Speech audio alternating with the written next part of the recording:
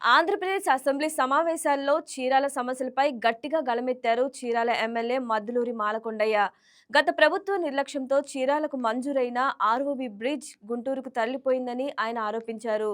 చిన్న ముంబైగా అభివృద్ధి చెందుతున్న చీరాల పట్టణంలో 2 లక్షలకు పైగా జనాభా నివసిస్తున్నప్పటికీ రైల్వే గేట్ వద్ద ప్రజలు రోజు తీవ్ర ఇబ్బందులు ఎదుర్కొంటున్నారని తెలిపారు. కూటమి ప్రభుత్వంలో చీరాలకు మంజూరైన ఆర్ఓబి నిర్మాణంపై స్పష్టమైన నిర్ణయం తీసుకొని ప్రజలకు తెలియచేయాలని అసెంబ్లీ ప్రశ్నోత్తరాల సమయంలో ప్రభుత్వాన్ని కోరారు. చీరాల ప్రజల దీర్ఘకాల సమస్యలపై ఎమ్మెల్యే చేసిన ఈ ప్రస్తావన ఇప్పుడు రాజకీయంగా ప్రాధాన్యత సంతరించుకుంది. నేను ఒక ఆర్ఓబి గురించి ప్రస్తావన చేయదలుచుకున్నాను.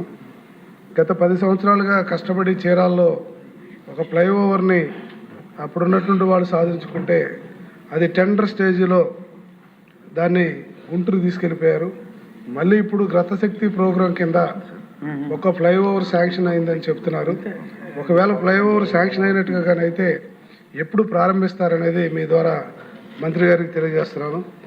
అలాగే అన్ని ప్రాంతాల్లో గేట్లు ఉన్నప్పటికీ కూడాను చీరాల్లో ఎక్కువ మంది ఈ యొక్క రైల్వే లైన్ ద్వారా చాలా యాక్సిడెంట్ల ద్వారా ఎక్కువ మంది చనిపోతున్నారు అన్న విషయాన్ని మీ ద్వారా నేను తెలియజేస్తున్నాను.